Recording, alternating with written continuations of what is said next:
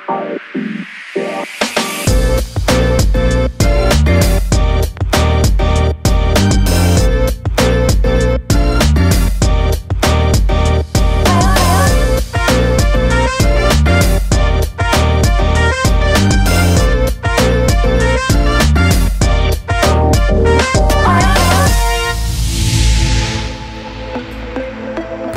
berkesan, berencana itu keren pisan.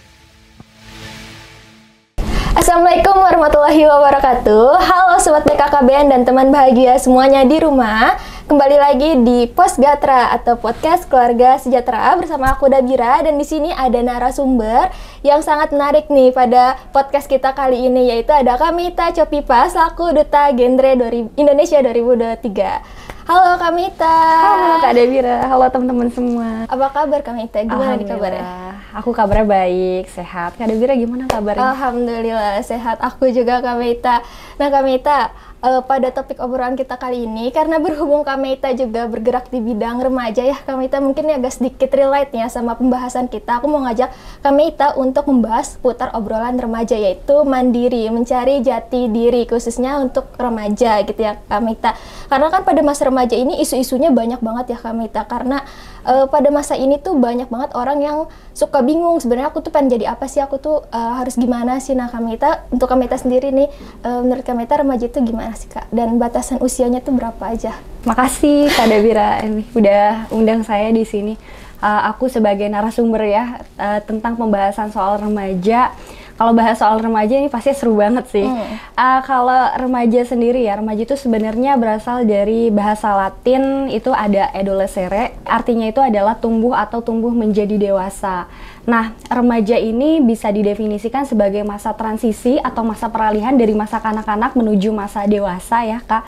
Dimana kalau kita lihat secara batasan umur atau kira-kira remaja itu dimulainya dari kapan sih?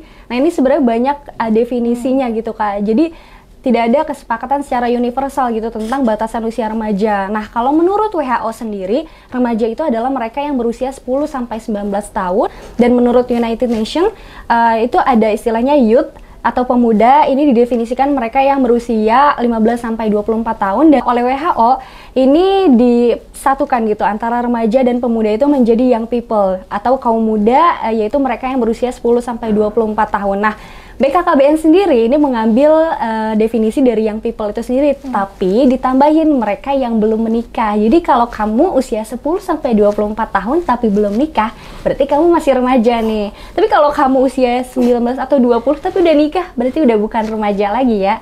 Jadi kayak gitu Kak Dabira, tapi tetap diasosiasikan remaja dalam mereka yang berada di masa transisi atau masa peralihan dari masa kanak-kanak menuju masa dewasa. Oke, berarti kalau kayak gitu kita masih termasuk terbilang remaja juga dong ya Kamita? Iya, aku sih sekarang udah masuk di remaja akhir ya. Iya, kita sama ya Kamita. Iya. Oke, pada masa remaja ini kan pasti ada ya transisi antara masa kanak-kanak ke masa dewasa seperti tadi apa kata Kamita. Pasti kan terjadi banyak perubahan-perubahan gitu yang menyertainya. Perubahan apa aja sih Kamita yang ada pada masa remaja ini? Iya, betul banget nih kata Kak Dabira. Kalau masa remaja itu emang bener banyak banget perubahan yang terjadi, karena masa kanak-kanak menuju masa dewasa, istilah dia tuh bingung, dia tuh posisinya ada di anak-anak atau di dewasa sih. Jadi masih ada nih mungkin nilai-nilai anak-anak yang ada di diri dia gitu, tapi berusaha dia ubah gitu. Hal ini dipengaruhi oleh apa? Hal ini dipengaruhi oleh berbagai perubahan yang terjadi pada saat masa remaja. Ini melingkupi apa aja gitu? Ini melingkupi perubahan fisik, kemudian perubahan kognitif, dan juga perubahan sosial emosional. Nah, kalau perubahan fisik nih apa aja? Perubahan fisik ini kayak kita pubertas gitu. Nah, kalau perempuan itu biasanya dimulai 8 tahun ya, kalau laki-laki 9 tahun setengah biasanya. Nah, perubahan fisik ini juga memacu yang namanya, nanti ada istilah yang namanya growth spurt atau percepatan pacu tumbuh gitu. Jadi kita tuh akan menghadapi itu kayak, mungkin Kak Dabira pernah lihat kayak pada saat SMP kita sebagai perempuan tuh lebih tinggi daripada laki-laki, tapi ternyata pas SMA ini kok tadinya dia tuh lebih pendek dari kita, kok jadi lebih tinggi gitu, karena emang growth spurt perempuan dan laki-laki itu berbeda gitu. Jadi lebih dulu perempuan dibandingkan laki-laki, atau ini juga disebut juga dengan peak height velocity juga gitu. Nah itu beda gitu. Dan kemudian kalau untuk perubahan kognitif ini berkaitan dengan intelektual atau intelijensi dan juga pola pikir remaja gitu. Bagaimana remaja mulai mandiri dalam memutuskan sesuatu dalam hidupnya seperti itu. Kemudian kalau perubahan secara sosial emosional adalah bagaimana kaitan atau hubungan remaja dengan teman sebayanya, dengan keluarganya, dengan orang tuanya. Yang mana pastinya perubahan-perubahan ini banyak sekali memberikan dampak nih Kak Dabira kepada remaja, baik positif. Jika disikapi secara positif maka akan berdampak positif, namun jika disikapi secara negatif pastinya akan berdampak negatif juga. Wah, ternyata banyak banget ya Kak Meita perubahan-perubahan yang terjadi pada masa remaja ini. Nah, dari sekian banyaknya perubahan pada masa remaja ini, gimana sih cara kita nih selaku remaja ini harus sigap gitu menerima perubahan-perubahan itu? Karena kan sekali dari perubahan itu kan banyak banget ya Kak Meita. Kayak misalnya salah satunya aja insecure gitu dari bentuk badan gitu, terus juga menstruasi yang terlambat dari anak-anak seumurannya juga, karena kayak aku juga waktu SMP sempat khawatir ya. Itu gimana sih Kak Meita cara menghadapinya? Ya, oke.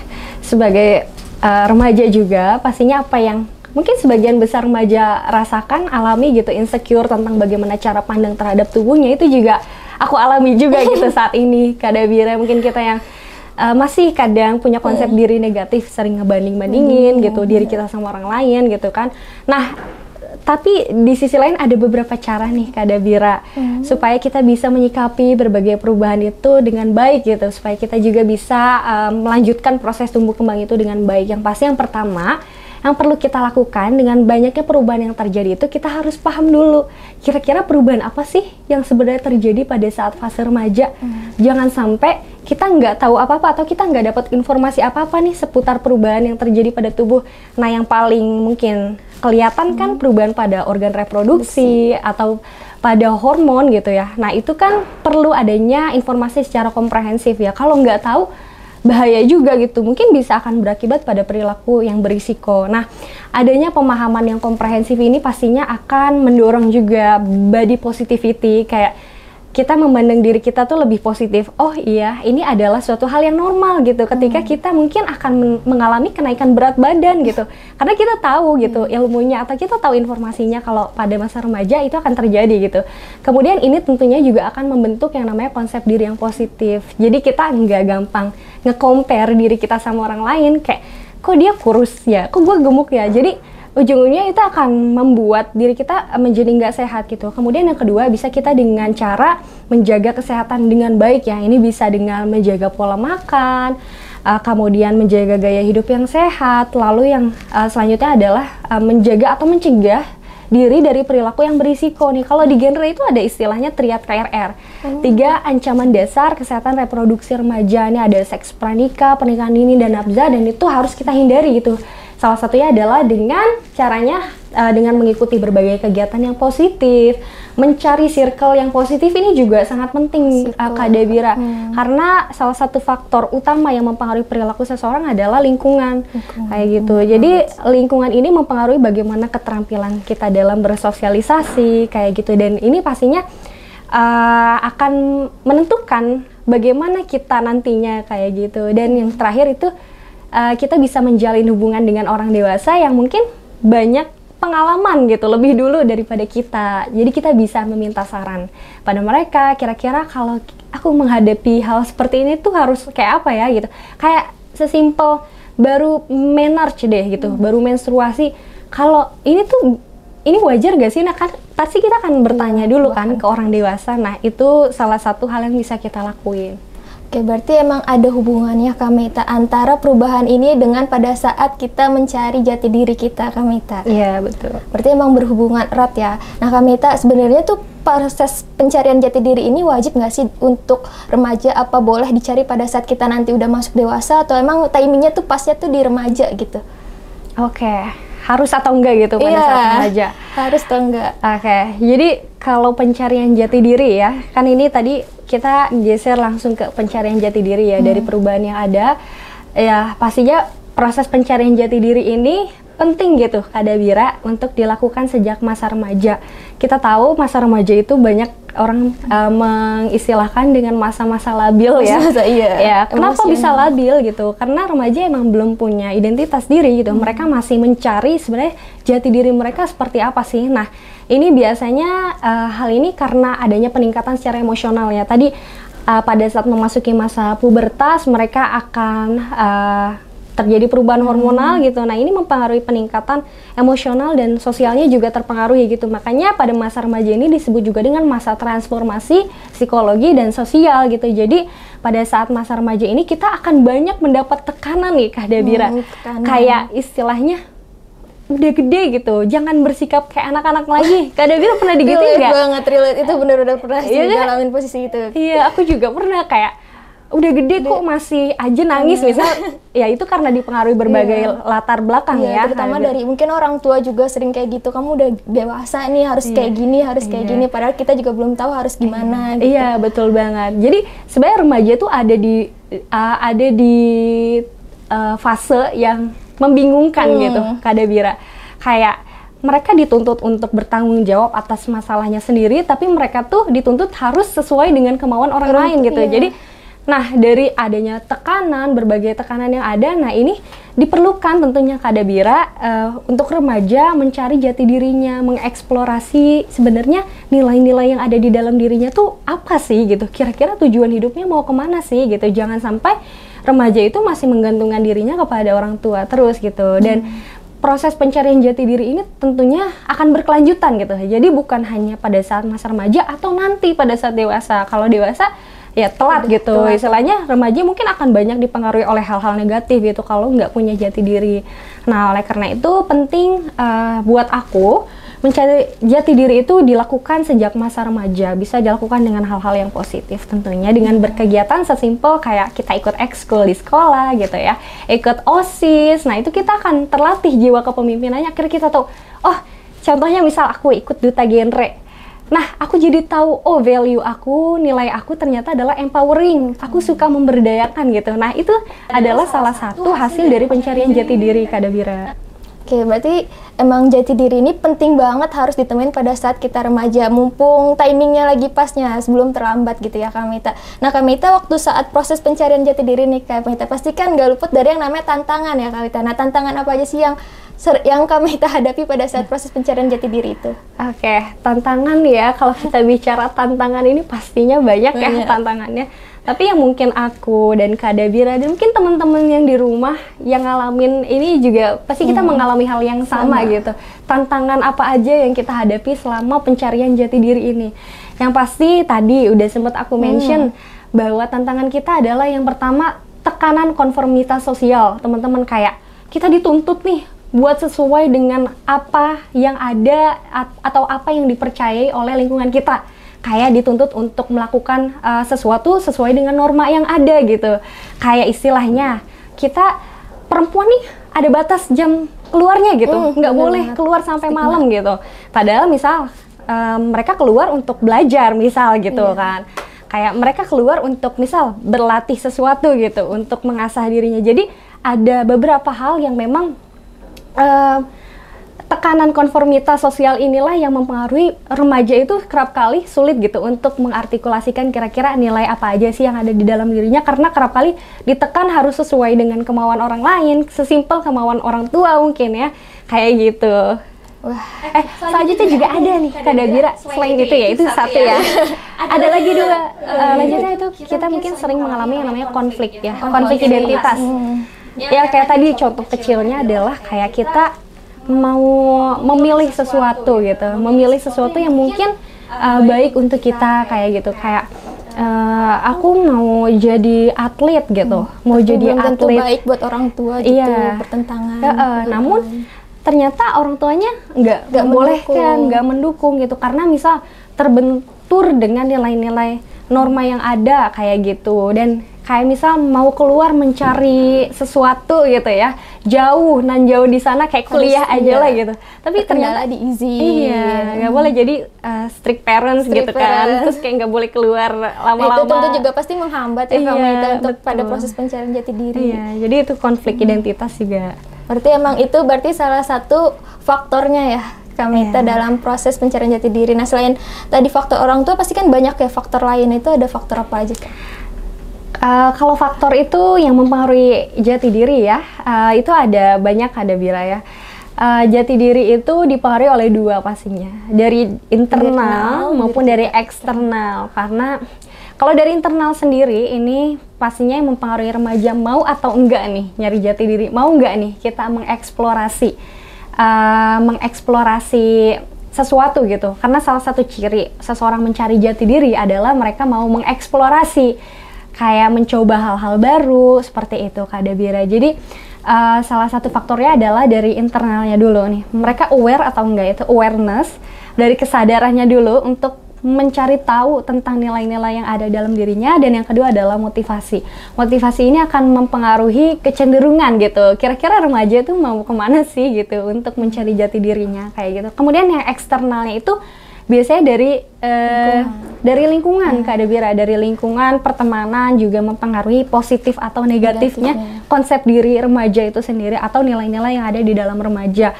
Dan yang terakhir nih Kak Dabira itu media juga bisa berpengaruh loh, kayak misal mereka punya role model gitu, punya role model mungkin artis-artis Korea, mungkin Kak Dabira apa nih sukanya, idolanya? Aduh, aku idolain apa ya? Idolain Kameita.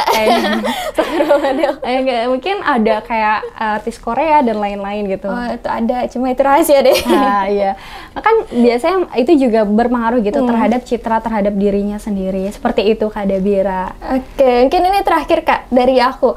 Rasa penasaran, mungkin remaja di luar sana juga ada nggak sih Kak dampak kalau misalnya kita tuh gagal mencari jati diri kita? Kadang kan kayak ngerasa, aduh berani diri aku nggak sih? Kayak aku ngerasa gagal deh dalam mencari jati dirinya, itu dampaknya apa Kak? Oke, sebenarnya gagal atau kesalahan itu adalah proses atau bagian dari pencarian jati diri Kak Dabira. Yang salah itu ketika kita gagal, kita berhenti buat nyari jati diri atau mencari proses pencarian jati diri itu sendiri.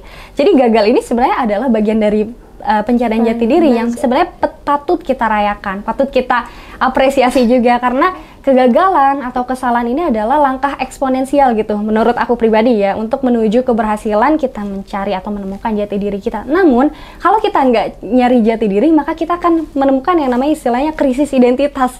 Jadi kita orang kayak gini, kita ikut kayak gini. Jadi istilahnya ikut-ikutan gitu, nggak punya pendirian. FOMO. Nah ya, fear of missing out. Ya betul banget Kak Dabira. Jadi kayak ada yang lagi tren apa nih, wah ikut gitu. Jadi seolah dalam diri itu nggak punya filter gitu Kak Dabira. Jadi ada krisis identitas, dan itu yang mestinya kita hindari sebagai remaja. Kita udah harus punya kesadaran nih untuk mengeksplorasi diri, merefleksikan gitu ya, nilai-nilai apa sih yang sebenarnya ada di dalam diri kita. Kayak gitu Kak Dabira. Berarti emang penting banget buat kita tahu apa sih sebenarnya yang kita inginkan, segitu nggak salah. Nah oke, Kak Meita mungkin itu aja dari aku. Ada closing statement Kak mungkin? Oke. Pembahasan kita. Oke. Closing statement dari aku ya, ini mencari jati diri, mandiri ya. Oke. Kalau dari aku pribadi, untuk teman-teman remaja, aku, Kak Dabira, kamu dan kita semua ya, semangat untuk teman-teman semua memunculkan kesadaran dan motivasi dalam diri. Pastikan teman-teman berada dalam lingkungan pertemanan yang sehat gitu ya, melihat karena you are what you eat. Itu kan nggak selalu yang kita makan ya, tapi apa yang kita makan itu bisa dari tontonan, bisa dari apa yang kita dengar gitu ya.